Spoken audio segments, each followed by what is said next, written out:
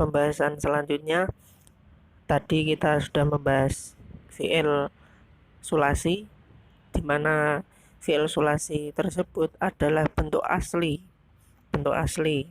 dari fi'il sulasi.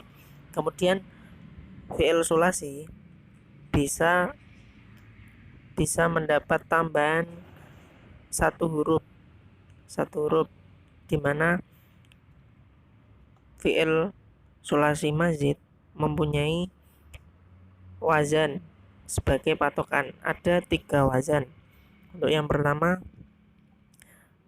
af'ala, di situ ditambahkan hamzah di awal kata. Bentuk aslinya fa'ala, kemudian mendapat tambahan alif menjadi af'ala. Kemudian wazan kedua yaitu fa'ala. Bentuk aslinya fa'ala, kemudian ain fi'ilnya ditasydid atau ditambahkan huruf yang sama pada ain fi'il menjadi fa'ala. Kemudian wazan yang ketiga ditambahkan huruf alif antara fa fi'il dan ain fi'il. Dari bentuk asli fa'ala menjadi fa'ala, seperti itu. Kemudian di sampingnya terdapat ibarat-ibarat. Misalkan yang pertama, nazalal Qur'anu ala Muhammadin. Al-Quran turun kepada Muhammad, Nabi Muhammad. Kemudian di bawahnya mendapat tambahan alif dari nazala menjadi anzala. Anzalallahul Qur'ana ala Muhammadin. Allah menurunkan Al-Quran kepada Nabi Muhammad. Jadi setiap wazan itu bisa berbeda makna. Contohnya tadi nazala itu artinya turun. Kalau anzala itu menurunkan, seperti itu. Kemudian pada tadribat alat tarkib, latihan pada pembelajaran tarkib. Yang pertama yaitu di sini disebutkan fi'il madinya, kemudian siswa mencari bentuk fi'il mudhari'nya dan masdarnya. Begitupun nomor-nomor selanjutnya, seperti itu. Ya. Kemudian masuk pada fi'il sulasi mazid biharfain. Di sini dilihat pada kotak yang pertama, ifta'ala mendapat tambahan 2 huruf yaitu berupa alif dan ta. Kemudian yang kedua tafa'ala mendapat 2 tambahan huruf yaitu ta dan ain fi'il yang sama. Kemudian yang ketiga tafa'ala mendapat tambahan huruf ta dan alif. Kemudian al-mazid bisalasati ahrufin. Di sini untuk yang kolom pertama istafa'ala mendapat tambahan alif, sin dan ta. Begitupun di bawahnya istighfaro yaitu mendapat tambahan huruf alif, sin dan ta juga.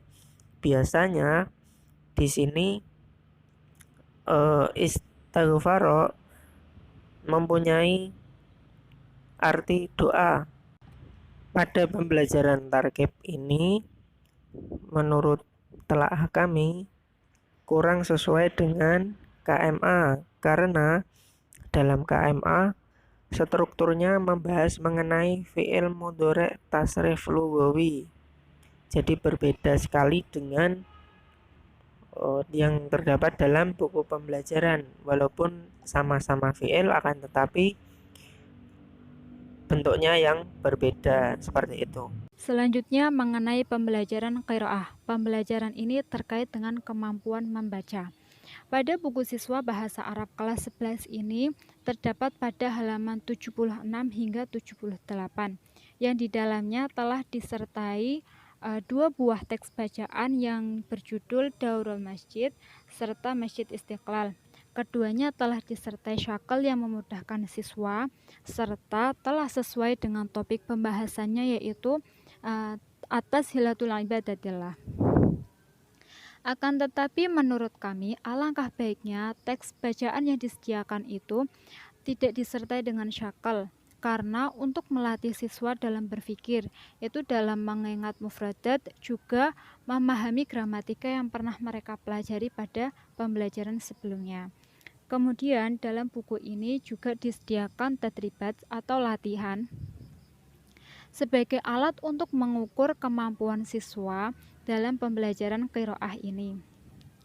Nah, dalam latihan ini terdapat beberapa butir soal yang menurut kami butir-butir soal yang disediakan itu tidak disediakan dalam bentuk potongan bacaan yang sama persis, sehingga hal ini lebih melatih siswa dalam berpikir.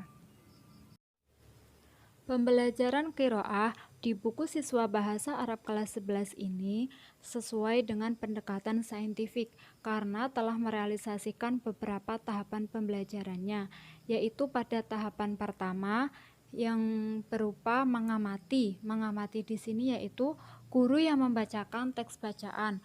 Kemudian pada tahapan ketiga mengumpulkan informasi. Di sini berupa guru dan siswa yang berdiskusi mengenai isi yang terkandung dalam teks bacaan. Kemudian pada tahapan keempat yaitu tahapan menalar yang berupa guru yang memerintahkan siswa menerjemahkan teks bacaan. Kemudian pada tahapan kedua dan tahapan kelima yaitu tahapan menanya dan mengkomunikasikan itu belum terrealisasi. Akan tetapi pembelajaran ini tidak sesuai dengan Keputusan Menteri Agama Nomor 183 Tahun 2019 karena topik pembahasannya yang berbeda, yaitu pada pembelajaran qiraah ini dengan judul Daurul Masjid serta Masjidul Istiqlal itu kaitannya dengan topik atas hilatul ibadatillah. Adapun topik yang dibahas pada Keputusan Menteri Agama Nomor 183 Tahun 2019 yaitu teknologi al-i'lam wal ittisal. Selanjutnya mengenai pembelajaran kitabah. Pembelajaran kitabah berarti pembelajaran terkait dengan keterampilan menulis. Pada buku ini terdapat pada halaman 79 dan di sini langsung disajikan beberapa soal sebagaimana kita lihat di sini. Kemudian beberapa soal ini itu menunjukkan adanya perpaduan antara pembelajaran kalam dengan pembelajaran kitabah. Meskipun demikian, hal ini menurut kami tetap efektif karena tetap dapat mengukur kemampuan menulis siswa. Kemudian, pembelajaran kitabah ini telah sesuai dengan pendekatan saintifik karena telah merealisasikan tahapan-tahapan pembelajarannya, terkecuali pada tahapan kedua yaitu menanya. Adapun tahapan yang lainnya yaitu tahapan pertama, tahapan mengamati. Ini telah terrealisasi yaitu berupa ketika pembelajaran kitabah ini kembali mengingat pada pembelajaran mufradat. Kemudian pada tahapan ketiga yaitu mengumpulkan informasi. Hal ini berupa guru yang memberikan penjelasan terhadap siswa. Kemudian pada tahapan yang keempat menalar itu berupa guru yang memerintahkan siswa untuk menerjemahkan arti kitabah yang telah mereka tulis. Kemudian tahapan yang terakhir yaitu mengkomunikasikan. Hal ini berupa siswa yang menyampaikan hasil pengamatannya secara tertulis. Meskipun demikian, pembelajaran ini tetap tidak sesuai dengan Keputusan Menteri Agama tahun 2019 karena topik pembahasannya yang berbeda, yaitu di sini tentang atas hilatul ibadatillah, sedangkan pada Keputusan Menteri Agama tahun 2019 itu topik pembahasannya tentang teknologi al-i'lam wal ittisal.